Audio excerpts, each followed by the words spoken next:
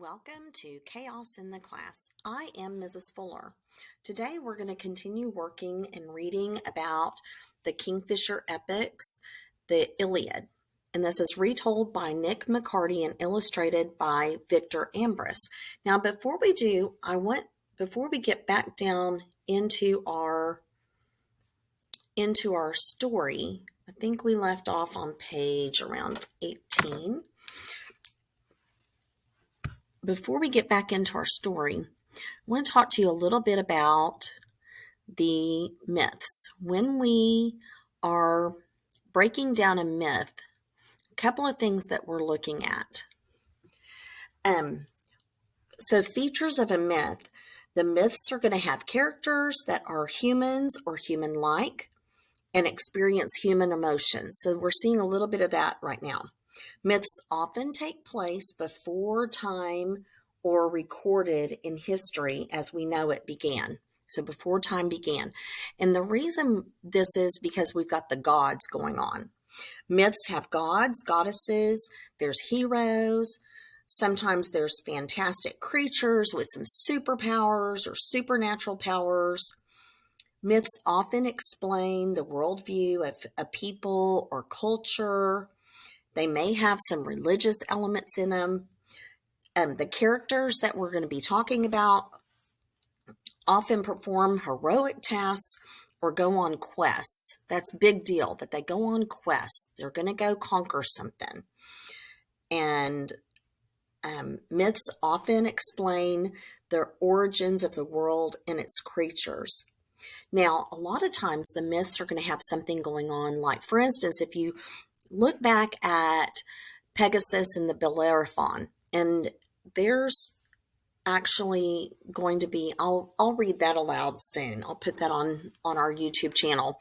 But in that story, Bellerophon goes and fights the dragon. Well, the dragon isn't really a dragon, but the dragon, as we know it now, is most likely going to be a volcano that happened. So a lot of times these myths have some sort of an unexplained thing that's going on to the people that are living there right then. You know, they don't have the internet, they don't have the news stories and news crews. There's really, if you think about back then, we're talking about kings or emperors that are in charge and the little peasant people, and those peasant people, they have to depend on word of mouth. And I know y'all as students, when we get a good little piece of juicy gossip by the end of the day, oh my gosh, that story has blown up. So, same thing with myths, that sometimes they kind of are a lot bigger than what they seem. Okay, let's get into our story. Let me see if I can, speaking of blowing up, let me see if I can blow up our screen here. And, okay, here we go. Let's see. All right, ready? Okay, here we go. The Siege of Troy. So yesterday we were into our story and the golden apple. We were trying to decide which of the heiresses to give the golden apple to. Now we're getting into the Siege of Troy. 9 years have passed. Okay, 9 years have passed. Oh, goodness. Let's see. Here we go. 9 years have passed, yet the Greek raiders are still outside of the walls of Troy. Some of the warriors are tired of the siege. Their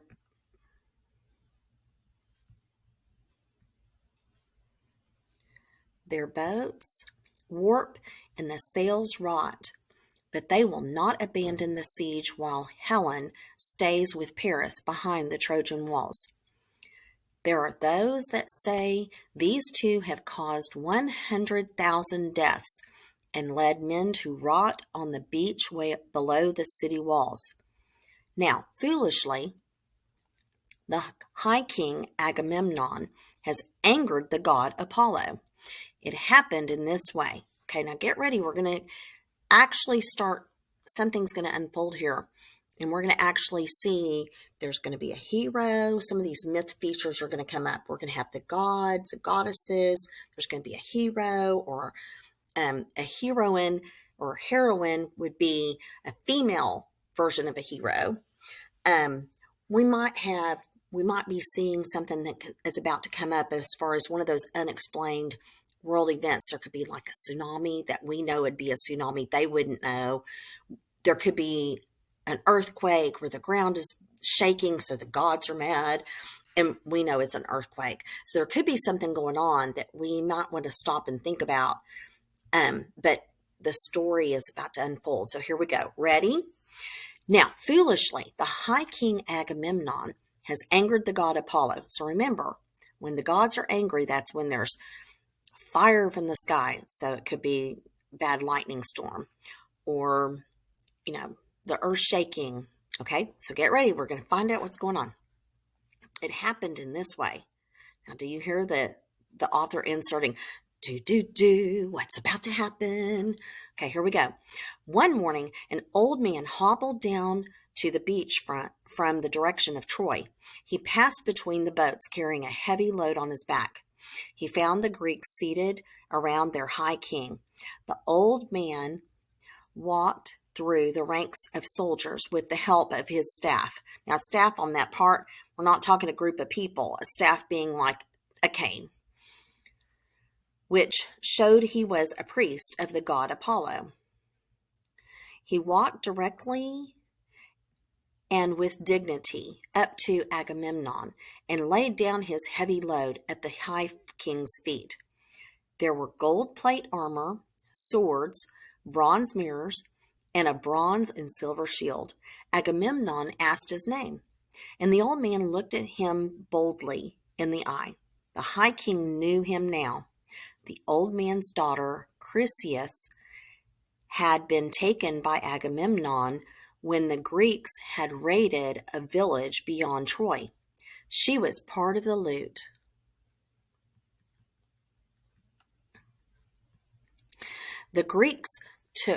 She was part of the loot the Greeks took.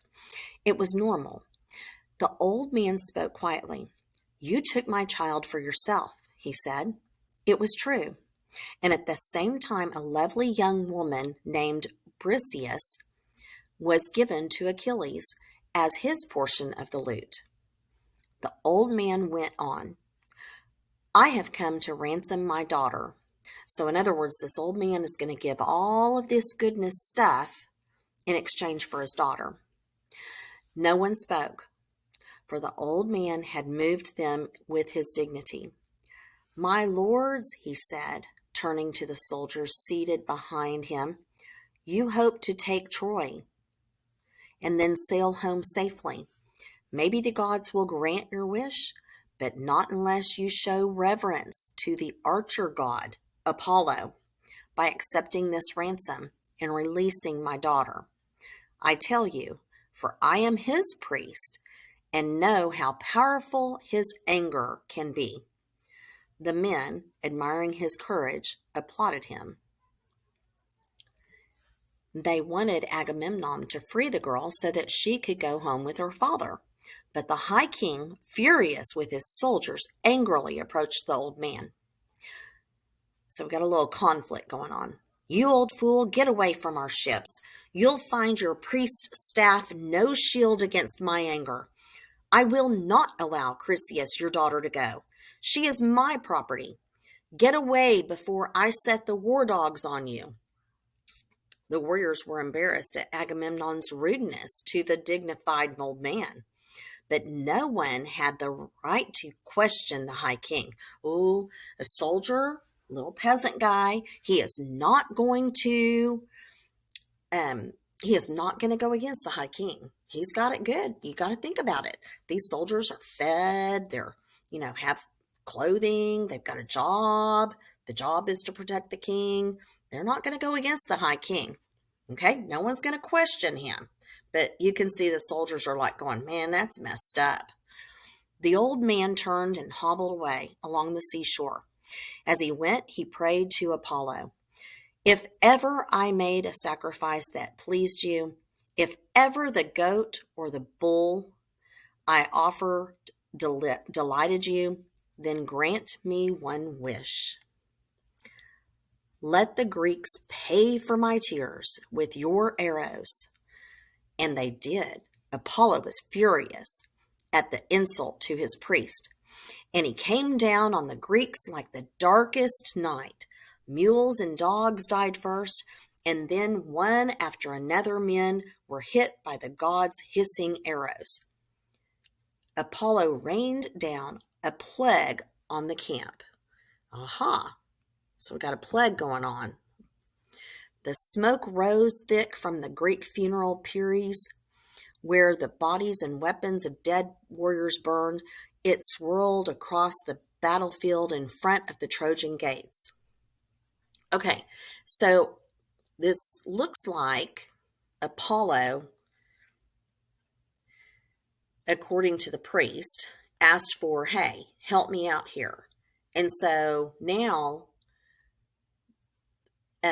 it looks like a plague has now swept through. Now, plague is something like we've got a plague going on. We've got the pandemic of coronavirus.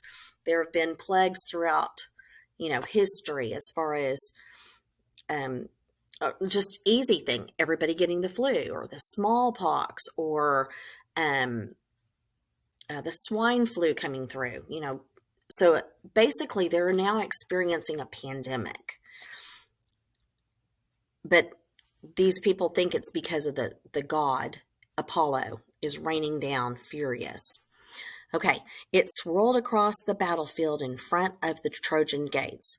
Hera, Zeus's wife, could not stop herself from interfering on the side of Achilles, her favorite Greek. The goddess told him to bring the soldiers together. When they were assembled, Achilles asked Agamemnon to listen to Calchas, the seer, who understood dreams.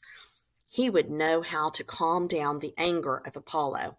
Calchas was reluctant, knowing the past and future can be a dangerous gift. So he's not really talking about a real gift, a gift being a talent. Knowing the past and the future can be a dangerous gift. Telling it can be even more dangerous. Achilles gave Calchas no choice, but he promised to protect him if Agamemnon got angry. So Calchas told the high king what he had no desire to hear. Agamemnon had insulted Apollo by refusing to return his priest's daughter, Chryseis. If he would not return her, Apollo would continue to plague them until there were not enough Greeks alive to man their boats. They would be trapped on the shore, prey to time, to plague, and to the Trojan army. Now, prey being something that they'd be easily captured or defeated. Achilles proposed that Agamemnon would be compensated for his loss if he would agree to free Chryseis. But Agamemnon rose in a seething fury and point blank refused his greatest warrior. You expect me to give her up? I will not be robbed of my loot. Achilles was not afraid. He sneered at the angry king. Your greed is a legend already.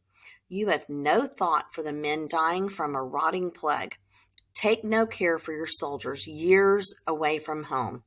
The men seated on the sand and high up in the dunes all growled in agreement. Okay, now that's a kind of an important detail to know. These men that are the soldiers, they've been at this and away from their house for 9 years. Guys, a lot of things can happen 9 years if you're away from your house and your loved ones. It's a lot of sacrifice. Oh, okay, we missed the last line. Let's go back down and look at that.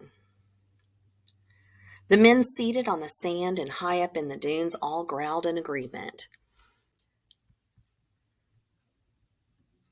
The funeral pyres crackled and burned as Achilles went on.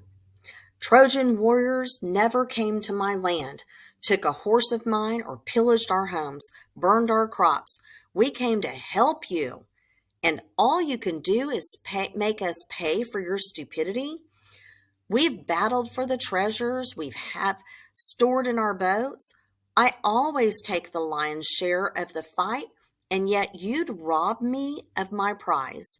There's no point in staying here to be insulted while I pile up gold and loot for you." Achilles was in an ice-cold fury, his knuckles white with it. Have you ever gripped your hand so tight that you can see white knuckles? Achilles was in an ice-cold fury, his knuckles white with it. Apollo's arrows flashed even faster through the smoke of the funeral pyres into the ranks of the warriors, sending many more into never-ending darkness. So I'm kind of wondering about these flashes that are coming down. Is it lightning? Is it meteors that are crashing down to Earth? I mean, what is the unexplained thing going on here? So we got a plague, but what's the other thing going on? Agamemnon, in a rage, shouted at Achilles uncontrollably, "I will give up Chryseis to stop Apollo cutting down my faithful warriors with this filthy plague, but you will pay a price, Achilles." Agamemnon stood, his long hair tied back, his dark beard flowing, his face twisted with anger as he shouted at the younger man. "I will send Chryseis back to her father with Odysseus. I will offer gifts to pacify Apollo. Then Achilles, I will take the beautiful Briseis, who was given to you, as loot. I'll teach you to defy your king." Oh, a lesson's coming. Achilles reached for his short-bladed sword. If he drew it, everyone knew whose blood would run along the bronze blade. Ooh, you can see that warning being fired off by the author there, right? Agamemnon stepped back in fear, for Achilles was ready to push past his guards to kill him. But Athene came to soothe the warrior's mind. "Achilles," Athene whispered, "Hera sent me to calm you. Take your hand off your sword, do as we suggest, and you will gain." No one saw the goddess. They saw only Achilles point his empty hand at Agamemnon. "You drunk," he hissed. "You have the courage of a sparrow. You stay at the camp while others fight for you. You take the lady Briseis because you are a high king, and we must let you have your cowardly way." Some men feared Achilles had gone too far. But he went on. "The day is coming, Agamemnon, when you and your men will miss me." The warriors were silent. Agamemnon and his council wanted to silence the angry man. But still, Achilles went on. Okay, so sometimes you got to pick your time to be quiet. But Achilles is going on and letting him have it. Now remember, he's so angry. He's got white knuckles. I mean, he's hardly being able to contain himself. He's so mad. "They will be powerless as they fall under the sword of Hector of Troy and his men. I can see it. You'll regret having treated the best man in this company with contempt." Nestor, the wise old man, tried to persuade Agamemnon not to take Briseis from Achilles, but the high king refused. Chryseis would return to her father, and he would have Briseis. If any man tried to prevent it, he would die. Achilles stalked away from the gathering with Patroclus. Patroclus? I guess that's what we're going to go with. His favorite companion, and walked down through the tangle of hawsers, masts, oars, and the proud bows of the ships pulled up on the shore, and he swore never to fight again for the high king. Agamemnon sent 2 warriors to Achilles' hut to bring back Briseis. They were nervous, crossing the shingle, past the rotting shells of crabs and dead seabirds, through the drying piles of seaweed, toward the hut of such a dangerous, unpredictable man. Small sand fleas leaped at the warrior's dragging feet, disturbed the decaying weeds. Ugh, that's disgusting. When they arrived at the hut, they found Achilles standing gravely in the doorway, and beside him Briseis in tears. "Don't be afraid," he told the warriors. "My argument is not with you, but with your greedy master. My lord Patroclus will hand the lady to you. Remember that when Agamemnon finds Trojans bringing burning brands to torch the ships, he will not have anyone to turn them away. Tell him Achilles has sworn to it." Patroclus took the weeping girl by the hand and gave her to the two men.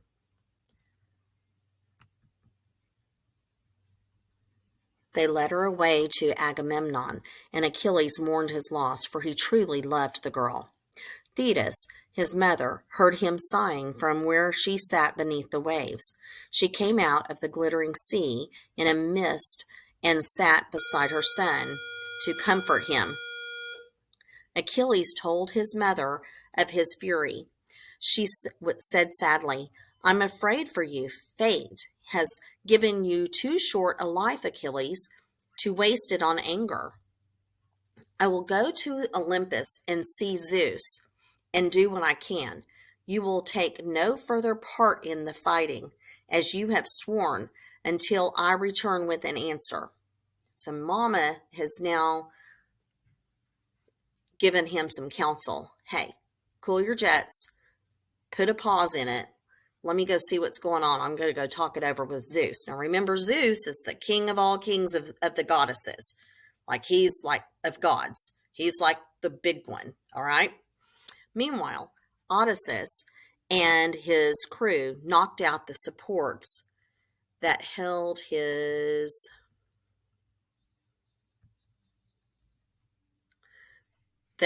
ship upright on the sand, and the men hauled the crimson-painted boat into the dark waters of the bay. They took the lovely Chryseis back to her father. Achilles nursed his anger. Now that means he's trying to cool his jets a little bit.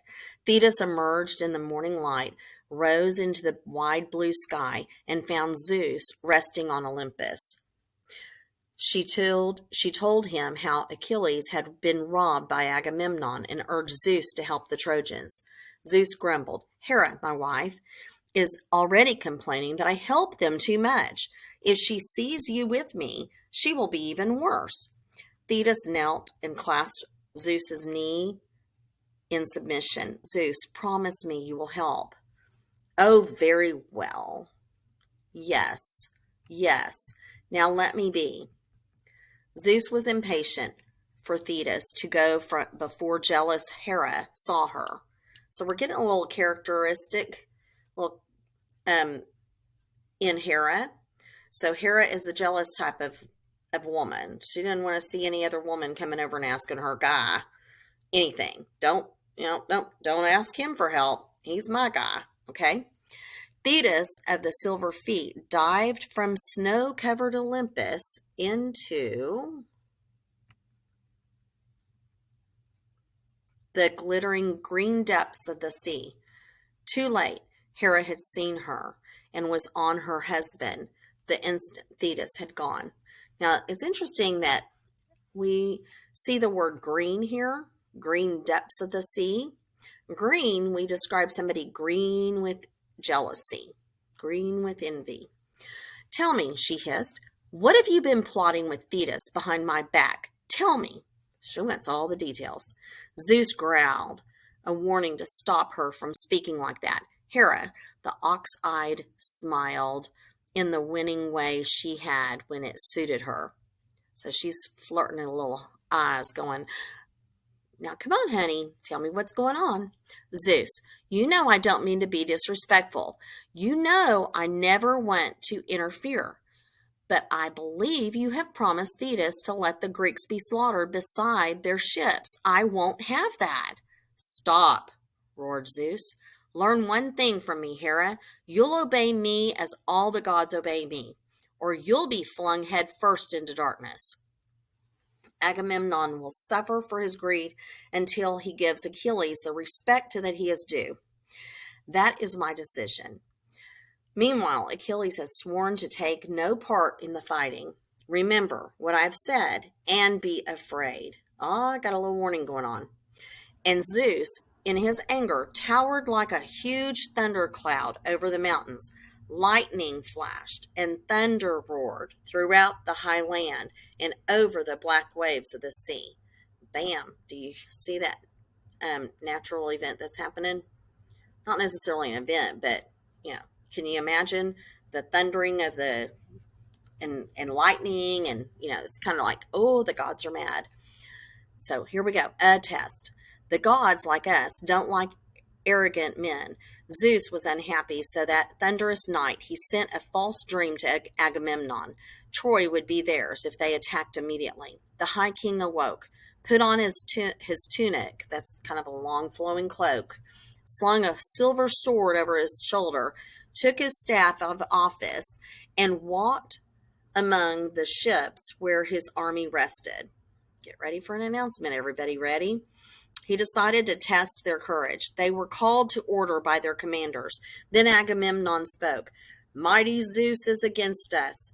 I believe we should leave before the Trojans force us into the sea. Hearing their commander-in-chief advise retreat, many panicked. They cleared the runways, knocked away the supports, and began to push the ships into the sea. Hera and Athene tried to stop this cowardly rush. Athene called Odysseus to help. He ran among the frantic men, shouting, hitting, cajoling, Are you woman? Are you women? You flutter like doves with a rat in their dovecote. What are you, cowards? As you'd expect, they were ashamed then.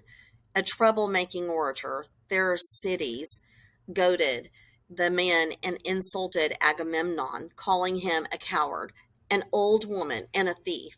That was too much. To insult the position of the high king was to insult the gods. Odysseus struck the ranting orator, flinging him aside, and the men cheered the rough warrior king. They were determined to fight, to regain the honor that they had so nearly thrown away. Zeus smiled. The Greeks would be overeager. Achilles sulked by his ships. Agamemnon would begin to pay for his meanness to Achilles. It was just like Zeus had promised Thetis. And you hear, dun, dun, dun, here it comes, the plan. Behind them, within the city walls, battle drums sounded. The Greeks hurried to get their armor and began to dress for war. Okay, let's see if we have time to go through the challenge. Oh, we do. A challenge. The dust of the marching army blotted out the sun. The Greeks came with their chariots and bird-swift horses. They came carrying bone-sprung bows, gold-hilted swords, and ox-hide shields embossed with flashing bronze. So a lot of stuff to get ready for the war. They marched toward Troy, and earth groaned. The sun burst through, lighting spear points and the plumed helmets of eager warriors and the glistening coats of the prancing horses. It was as if the plain rippled with fire. Achilles and his men laid around, played games, or watched their horses. They heard the roaring hordes suddenly go quiet as the chieftains faced the mighty wooden gates of Troy. From the highest towers of Trojan, sentries sent news of the approaching army to King Priam. Hector, impetuous and anxious to begin the battle, ordered the clan leaders within the walls to prepare. The mighty wooden gates were thrown open, and the Trojan army poured toward their chosen position, a hill called the Tomb of the Dancing Marine. Warriors were as many as the leaves in a forest. So that's describing, and there's a beautiful simile. Warriors were as many as the leaves in a forest. So lots of leaves in a forest, so lots and lots and lots of warriors. The Trojans roared their battle cries, clashed sword on their shield like war drums. So they're making themselves fierce. The Greeks moved silently forward into the rising dust, unable to see beyond a stone's throw. Swords held low and ready, spears poised, javelins balanced, arrows nocked, bowstrings taut, so held tight. They awaited their chieftain's command to strike. So they're, like ready, fire. They're waiting for that. Paris stepped out ahead of the Trojan ranks, a leopard skin in his back, a curved bow and a sword slung on his shoulder, and his hands 2 bronze-headed spears. He challenged any Greek hero to face him man to man to fight it out. Menelaus, whose wife this man had stolen, leaped out of his chariot to confront him, happy as a hungry lion facing a wounded antelope. Happy as a hungry lion facing a wounded antelope. So check that out. That's a beautiful simile. Happy as a hungry lion who is looking at this wounded antelope like, a gift. Okay, ready? Menelaus accepted the challenge. But Paris, seeing who faced him, was afraid and slunk back into the ranks of Trojans. Hector, his brother, shouted, "Pretty boy, seducer of women, were you born to shame us? You pitiful coward! You'd be better off dead. The enemy will think we make a man a leader." The enemy will think we make a man a leader because he is good looking. They'll mock us because you have no guts. Be a man if you know how. In fury, Hector pursued Paris until he could back away no more. You're only good for going into another man's house and seducing his wife. You brought shame on your father and a curse on our city. You're afraid to fight the man whose wife you stole. Your long hair won't help you, nor your precious goddess Aphrodite. You're not worth a spit.